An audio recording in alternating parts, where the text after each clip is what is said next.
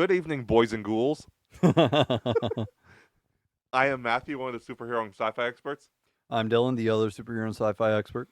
Tonight's episode is superheroes. We are talking Creature Commandos Season 1. Let's freaking go. This is the first officially canon project in James Gunn's new DCU. Yeah, and it delivers. It does. This is an adult animated series, so leave the kids out of this one. This is an extremely gory show. Yes, very. Some very heavy topics. This is not Guardians of the Galaxy has some heavy topics. This is not Guardians of the Galaxy. Yeah, this literally has a man burning holes through another person's body. Like with his middle finger. Yeah.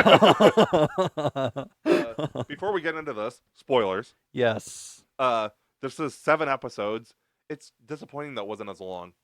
Because not only was it 7 episodes, it was 20-minute episodes. So this was essentially like a 3-hour movie. Yeah, and I'm okay with that for the story that they told. Yes. But I definitely would prefer something longer. Yeah. Yeah, I even like 4.5 hours. Yeah. Honestly, they could have kept the same amount of episodes and just doubled the runtime. Yeah. I would have loved that because I'm somebody that likes stuff like this. Yeah. I'm not super knowledgeable on the Creature Commandos myself. I'm not either. Oh, shoot. Oh God, I'm so sorry. That's a blooper.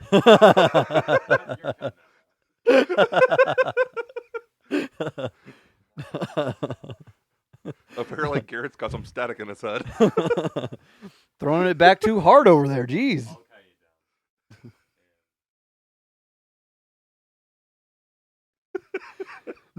I'm not super knowledgeable on the Creature Commandos. I've never really read any of their series or their the miniseries or anything.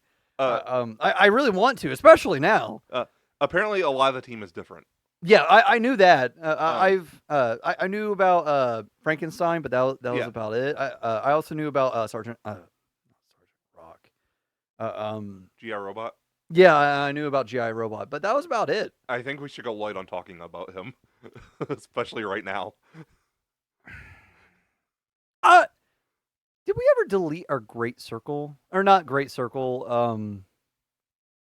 We haven't removed our Indiana Jones? Yeah. No, whatever, Dial of Destiny. We probably shouldn't go on another tangent like that tonight. It's late. Yeah. I'm not going to. Okay. Like, that wasn't my intent, because the thing with the Indiana Jones thing that pissed me off was the person that was like, how are we supposed to know that they're bad? They're fucking Nazis. Yeah. That's how you know they're bad. I don't know what the fuck to tell you. Right. If you don't know the Nazis bad, you're a fucking idiot. Yeah. Jesus. Either that or you're a Nazi, one of the two. Right. But no, I love G.I. Robot. Go to the show. Yeah. Distraught when he died. I was super bummed out to be spoiled about what happened to him. Yeah. Or how he got his upgrade. Yeah. But,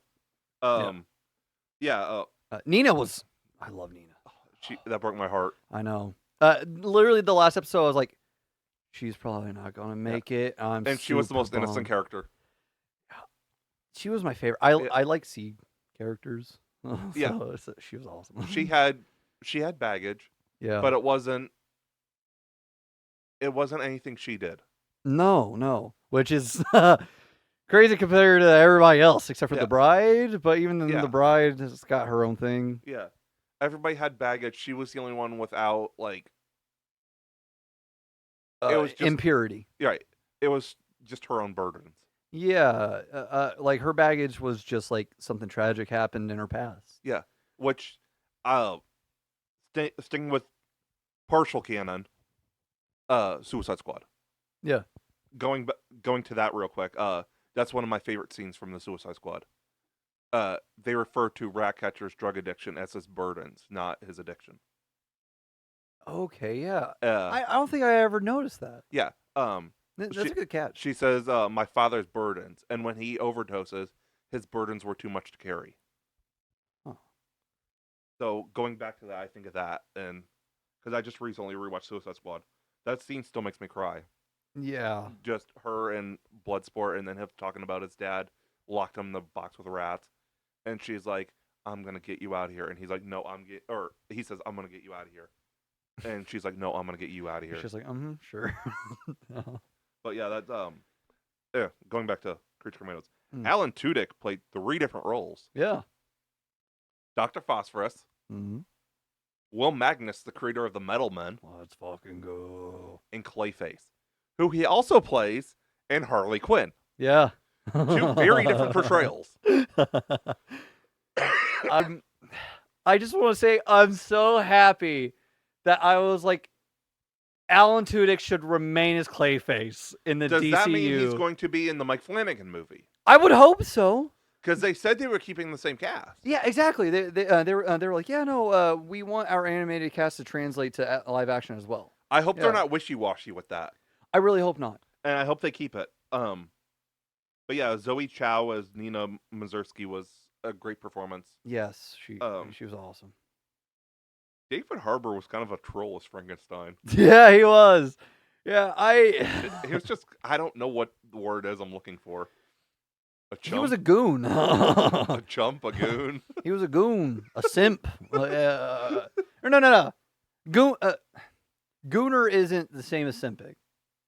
Sorry, I'm 26. I'm an old man when it comes to internet lingo. I feel like chump is a good word. I think that simp is the best one that I would have picked for it. Because chump it absolutely fits, 1,000%. But he's like the perfect blend between chump and simp. Yeah, definitely. He's a chimp. No. Yeah, no. He's right. I like because same for both David Harbour and Vera Farmiga didn't really use a heavy accent with their characters, despite Vera Farmiga. No, sorry, no. Endura Varma? Yeah, I'm sorry. I'm so sorry. I've been watching Hawkeye. I'm gonna rewatch Hawkeye before Daredevil. I'm rewatching Daredevil, Punisher, Hawkeye, and Echo. I didn't watch it during Christmas season, so I'm trying to get it in. Yeah. No, I need to rewatch all that stuff, especially leading up to Thunderbolts. Yeah, but no, different thing. No, what was I saying? About accent of right. Endura. Yes, yeah. I like that because they initially, especially David, there were some moments where like the heavier accent came out and was more present. I feel like it was very, very soft throughout his performance. Yes. And I like that, and I liked the more. I like that even though he's obviously an idiot. Yeah. They gave him a very verbose they gave him a very verbose. What's the word?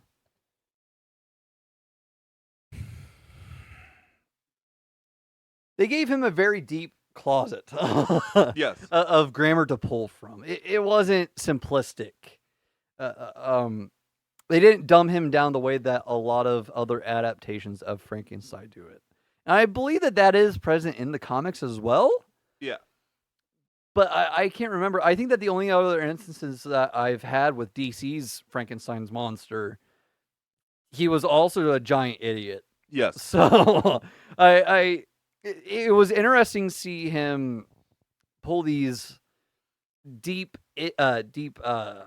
issues and these lines of thinking that carry him into these more complex thoughts, or not complex thoughts, complex motions and stances on life.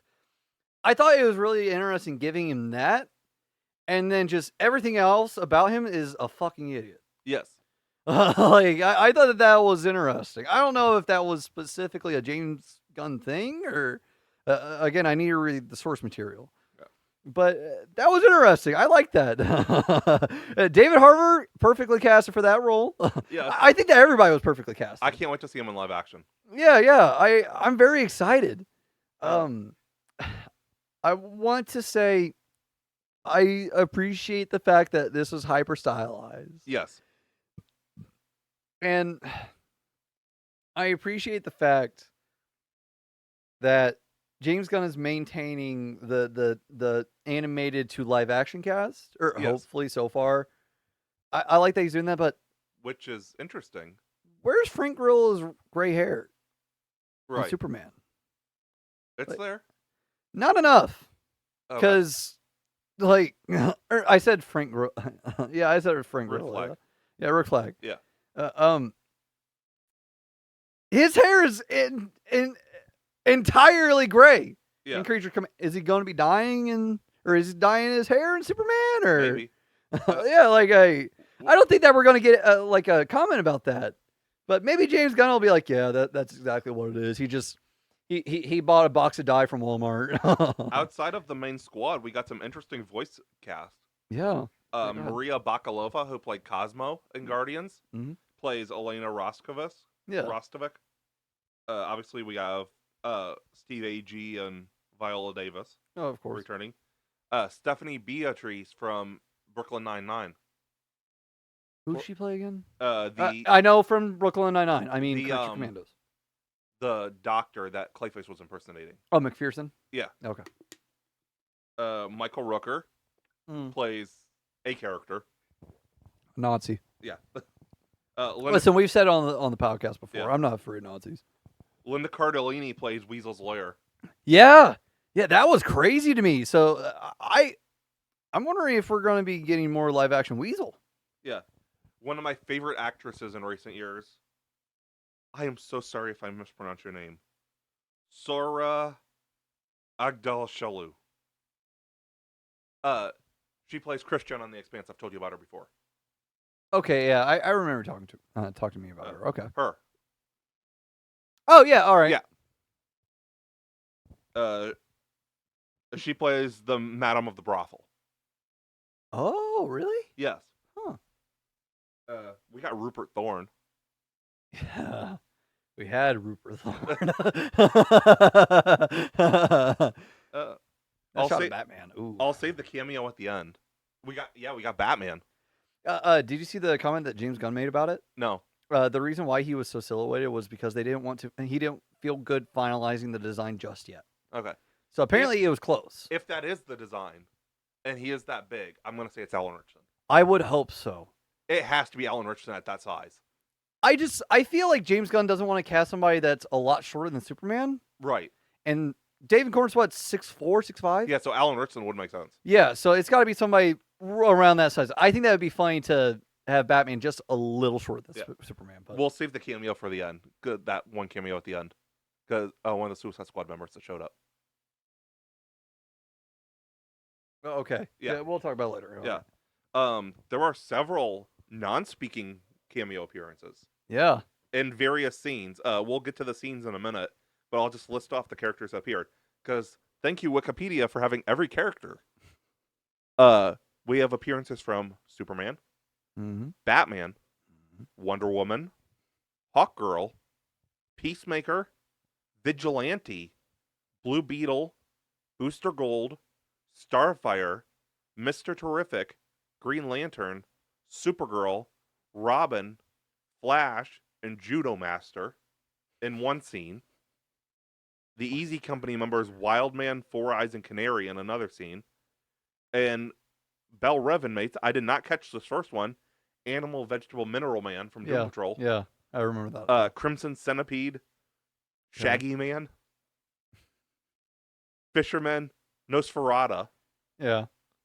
Callus, Egg Foo, Bug-Eyed Bandit, Chemo, Rubber Duck, and Gorilla Grodd. Yeah. I don't know how people spotted that in the Superman trailer. Oh, Grodd? Yeah, the newspaper. Yeah. Because I can't see it. It's Eyes of Steel. Dude, You have to have Eyes of Steel to see that. Well, part of it is I don't slow down trailers. I don't either. So You have to have Superman's eyes to see that. Yeah, that's insane. Because even seeing the images of it, I'm like, how? What? So there's a really cool montage where it shows the Bride and Frankenstein fighting through the ages. Yeah, I really like that. That was cool. Do you want to bring up what you saw in that little montage? I watch episodes like weeks apart, unfortunately, because of how long it took for us to get to this point. I postponed the finale, so it was fresh in my Everybody's mind. favorite green shirt, weed smoking. Huh? Wait, Shaggy was in it? You shared it. Did I? Yes. Oh. Yeah, To be fair, my weed ran out 3 days ago, so I probably shared it while I was high. When the show first started, you shared it on the podcast Twitter, and you're like, "Shaggy's in the show."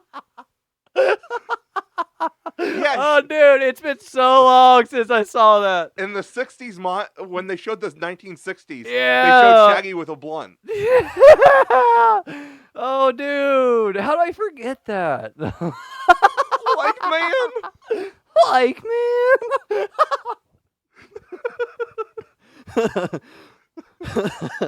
I really need to stop smoking.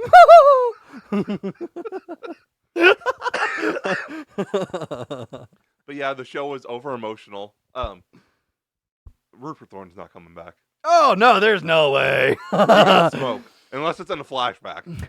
I want to say, I stand for Dr. Phosphorus's wrongs in that episode. Yes.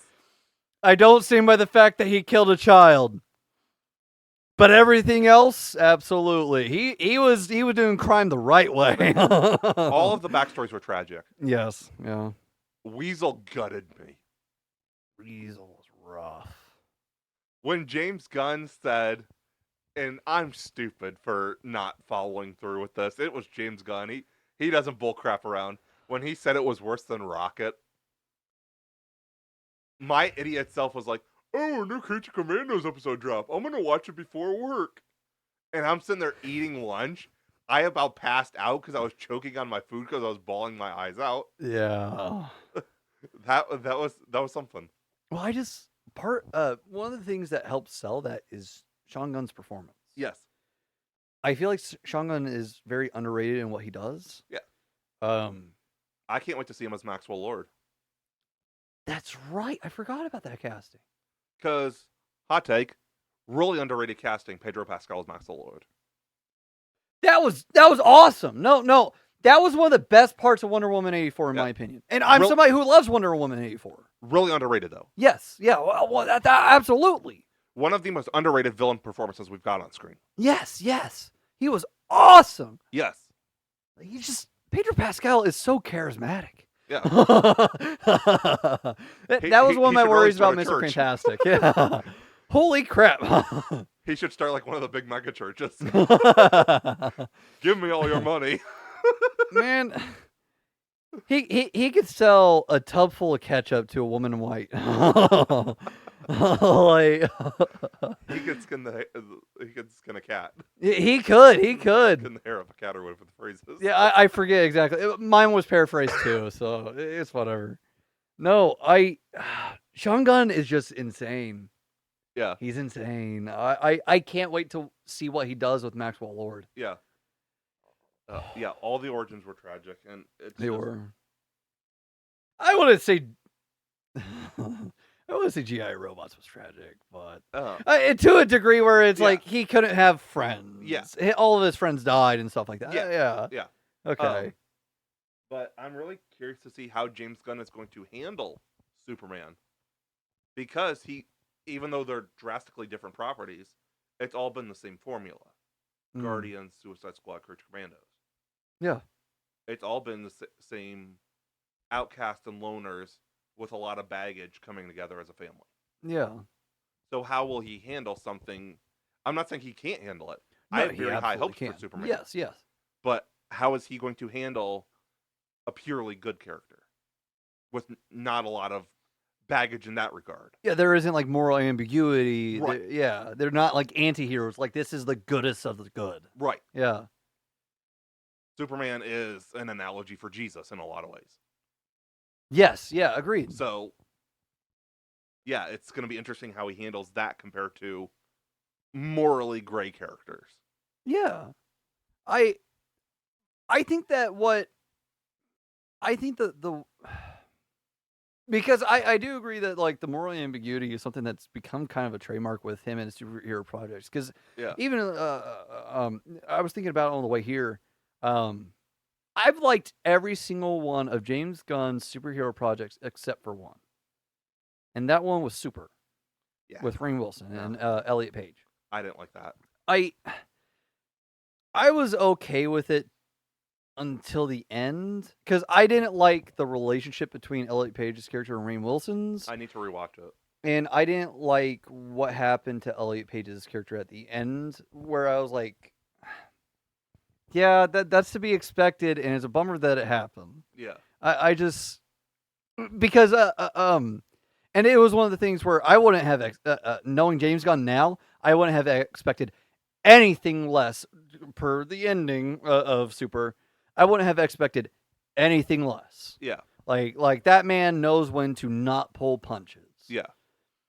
And I feel, thinking about it, that because those are really my gripes about Super. Otherwise, Super it doesn't stick out in my mind when it comes to James Gunn. Yeah. But it's just because James Gunn, the other movies I think of are huge studio movies. Right. Super was an IFC film. Yeah. I think the thing with James Gunn is I think that what he's going to do is Superman is such a hopeful character. Yeah. And with what we've gotten from the trailers, I'm wondering if he's going to show like the battle of hope and darkness. I'm wondering if that's what part of the movie is going to be, because absolutely, like the stuff like those like very serious those serious themes and the more ambiguity and like the questions, stuff like that is something that's present all throughout his stuff. Right. Maybe except for Slither. Yeah. I've never seen Slither, so I wouldn't know. Yeah, I've seen it once. I don't remember it. I feel from my understanding, for the stuff that I've seen, the perspectives I've seen Slither at least, it's kind of like a guy that goes insane. Okay. Just like it's like a creature feature. Yeah, it is. But it's like a man losing his way almost. Yeah. Like when you boil it down. Yeah. But I also think with Superman, it could say James Gunn knows he's read comics since he was a kid. Yeah. So he knows about all these religious allegories for Superman. Yeah. I could see him showing Superman as this pure person trying to do the right thing, but also being such a light that it changes the world around him in a way that exudes hope. And I could see him I think, obviously, since they all have similar costumes, I feel like the Justice League International work for Max Lord. Yes, agreed. Yeah. And I feel like they will all go off on their own by the end of the movie and following Superman's example. I would hope so. I think that's a good possibility. And they're going to see, like, he has the better way. Yeah, like he's going to lead us into a new dawn of this superhero-dom. Yes. I feel like that's a big part of the movie that's going to happen. Okay. But yeah, back to Creature Commandos. We should probably. Yeah. We're if we talk more about the DCU, it'll be after we finish talking about Creature Commandos. Yeah. Hopefully. But yeah, it's just hard to talk about this with how it ties into everything. There's a lot of speculation. Right. Rick Flag was great in this. Yes. Can't wait to see more of him. Frank Grillo was really underutilized in Marvel, so it's good to see him getting full use in DC. I feel a little bad for Frank Grillo because I feel like he's also being kind of typecasted as this person. But I don't know his full filmography either. Because he does a lot of like low budget movies where he plays the exact same role. Yeah. Like at that rate, he's picking the roles. If he does so many of them. Well, I feel like it's that it also might be like that's what's being offered to his agent. Yeah.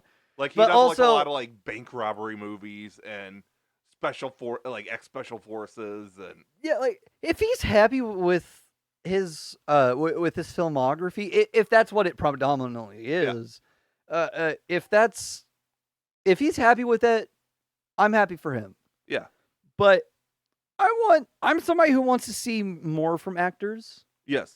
And while I'm very happy with the fact that we got Frank Grillo as his character, while I'm very happy with what we've gotten so far, and even though I have a gripe about the fact that he doesn't have a full head of gray hair in Superman, I'm very pleased with everything with Frank Grillo here. Yeah. But I don't know. I want to see actors challenge themselves.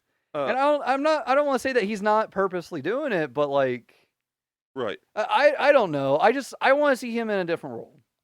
I'm trying to find the one movie he did. Maybe not necessarily here, but there's a movie he did. It's on Hulu. It's called A Day to Die. Okay. Don't listen to the Letterboxd reviews because it has a horrible review. It's got a 1.6 out of 5. Oh, but it's it's like a low budget movie. It's one of Bruce Willis's things that he did like before he got sick. Well, I might know what you're talking about. Hold on. What'd you say it was called? A Day to Die. A Day to Die. Hold on. I mean, how low budget is it? I don't know, probably a couple million. Okay, yeah, it might be the movie that I'm thinking of. Because there was a Bruce Willis movie where they straight up. Oh no, this looks more modern. Okay. Yeah, this is never mind. All right, I'm gonna save it though. Yeah. One of my favorite underground rappers has 2 songs in it. It's called Mowgli the Iceberg. Oh, okay.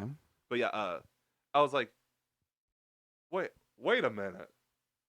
I was like, that's Mowgli. Because he has a very unique voice. He's got like this like raspy voice. Okay. And he lets out a couple screams on the song.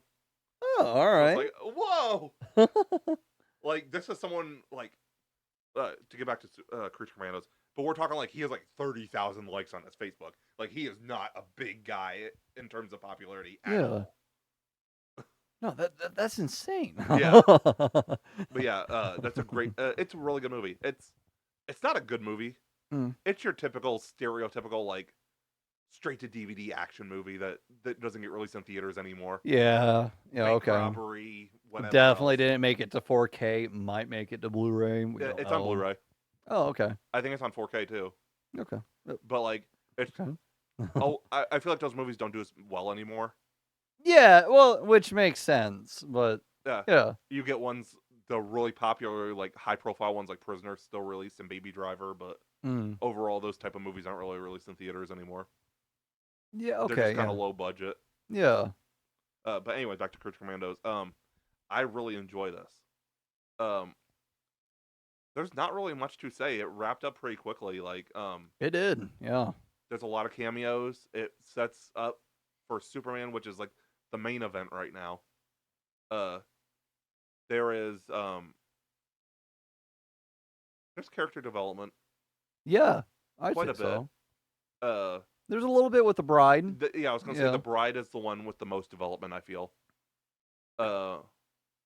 Weasel made an interesting decision by stopping the murder. Yeah. And inadvertently killing Nina. Yeah. But Weasel is probably the most innocent outside of Nina. I agree. Yes. Because he killed children. No, he didn't. Obviously, we see that now. Yeah. That just. God damn it, Waller. Yeah. I mean, it doesn't help that Cersei lied. Waller is always a grade A scumbag, though. Yeah. Viola Davis plays her so perfectly. Yes, she does. That is a character where you have to give no fucks when you're on screen, and Viola Davis absolutely nails it. Different type of character, but Waller is up there with Umbridge too. Yeah, I can see what you're saying. Just a different scope of a character. Because she's very high, intense, and like almost punishing. Yeah. Yeah. She's up there like a very whole vindictive. different way, though. Yeah. Yeah, vindictive is the word I'd use. Yeah. Yeah. But I don't really know if there's much else to say. I will say, I call the Ileana thing. Yeah. For really, almost as soon as we got to it was basic. Yeah, that was. Well, I mean, I feel like it's not one of those things where it's like, oh man, what's really going on? Especially like, you saw McPherson with Clayface, and then you see like part of a monster's goopy arm. Yeah. And it's like, yeah, by that point, you should absolutely know what's going on. Yeah. But like the I knew it was Ileana as soon as they showed up. Yeah. Because how are they stuck in the 90s? Right. But they had these really high-tech night suits. Right. Like, I knew something was up there. Like, they're not being completely honest. You can't be like, bring us into the 21st century. Meanwhile, you're shooting lasers out of your gauntlets. Yeah. Like, you're already in the 21st century, dude. You're in the 22nd century. If you aren't caught up with Western civilization in terms of media, or hell, and like that's like, I'll say low end. Yeah. Japan's ahead of us. Yeah.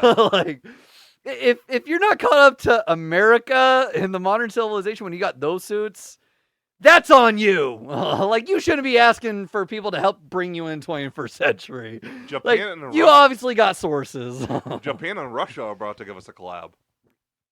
Huh? Slaughter to Prevail and Baby Metal. What? Yes. That's fucking crazy.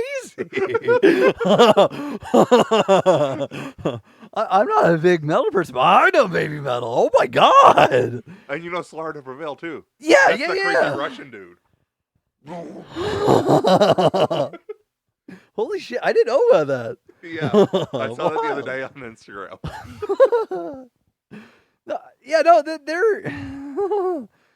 There really isn't a whole lot to talk about. A lot of it was set up for future stuff. Yes, it was, and it was very straightforward. It was A lot of it was the backstory too.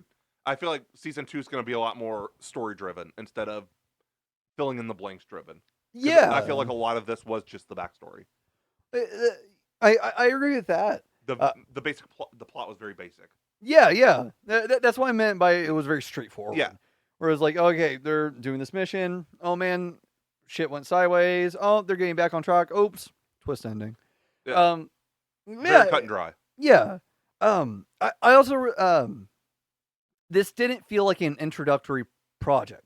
No. And granted, that helps because James Gunn is kind of building this not only on like the source material, way more than what, in my opinion, way more than what Marvel's doing. Yeah. Because at least James Gunn is saying, "Hey, go check out the comics." Yeah. Like full shade to Marvel on that. Yeah. Like you're not even paying the people that you're basing your movies on. Or you're not even paying the people who wrote the stories that you're basing your movies on. You're not paying them. You're not paying the artist for the design. We'll have some heat on Marvel in 2 weeks. Yeah. Because something happened recently that's like big yikes. Tell me about that later. Yeah.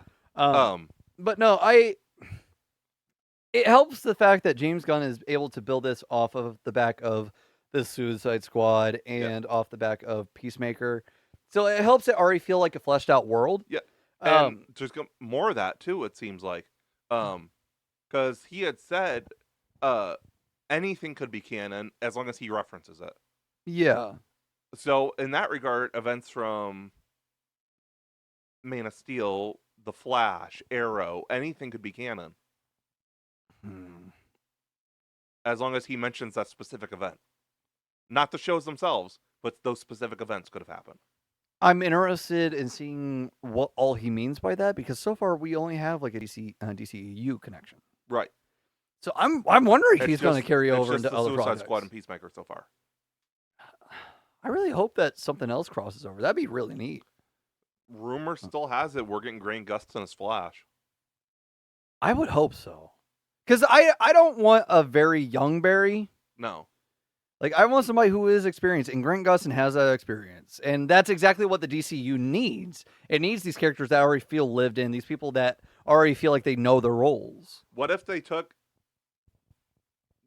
We'll end this in a second. What if they took Grant...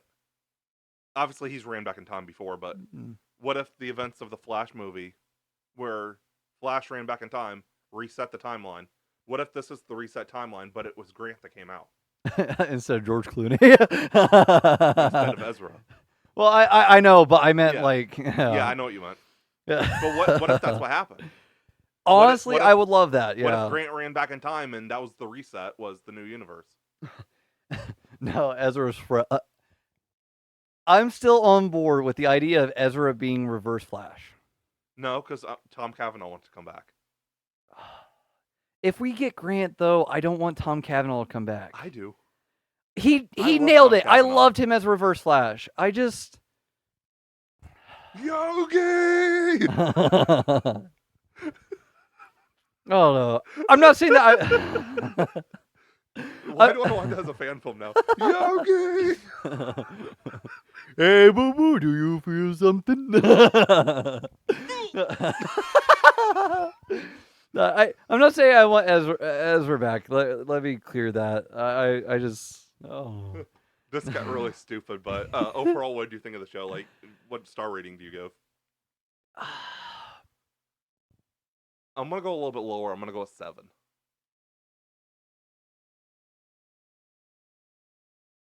Because I feel like the plot was a little bit too thin. It could have been an hour or two longer. Yes. It felt tight. But it was too tight. Yes, it was too tight. It felt like it operated within a box almost. Yeah. It operated with military precision. Yes, that's the exact way that I would put it. Yes. It was. Stop letting Frank Grillo write the story. Rick Flag can't write anymore.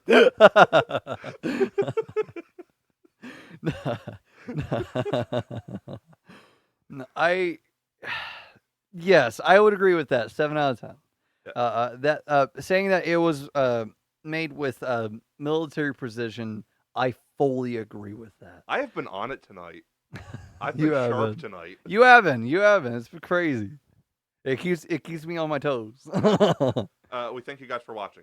Yeah, thank you so much. This has been a crazy night. We've recorded 3 episodes. Yeah, my body's buzzing right now. Yeah. We haven't done this in a few weeks. There's been a lot of sickness going on. Yeah. A lot of snowfall. We've all been disturbed. Yeah.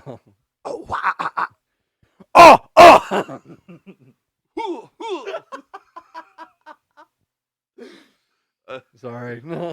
Thank you for watching. Remember to like, comment, subscribe, and get ready. After this, we have Superman coming out this summer in July. Can't wait to review that. I'm so excited. And I believe we have My Adventures with Superman Season 3 this year, too. Do we? I didn't know. I believe it's coming out this year. I hope so. I'm really excited. I love My Adventures with Superman. We got Harley Quinn Season 5 airing right now. Oh, nice. Honestly, I totally forgot that. Yeah. So we'll have that in a few weeks. If you're of the Marvel persuasion, we have Captain America in 2 weeks. We have Your Adventures, Your Friendly Neighborhood Spider-Man the week after that. We have Daredevil a few weeks after that. And then the Thunderbolts. We've got a lot of Marvel stuff this year. Yeah, it's going to be packed with our kind of content. And finally, Legend of the White Dragon will be out this year. I'm going to cry like a little baby. We are going to be sitting there like sobbing in each other's arms in the theater. And I'd hope not, but I just know. Thank you for watching. These episodes will be up. This one will be up Tuesday also. So when this one drops, the main episode will be out, and then Skeleton Crew will be dropping at 9 tonight as of when this episode drops. We thank you for watching. Have a great night. Have a great night.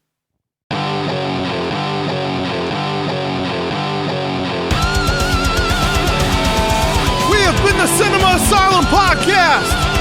You guys were awesome. Thanks for coming out. God, no.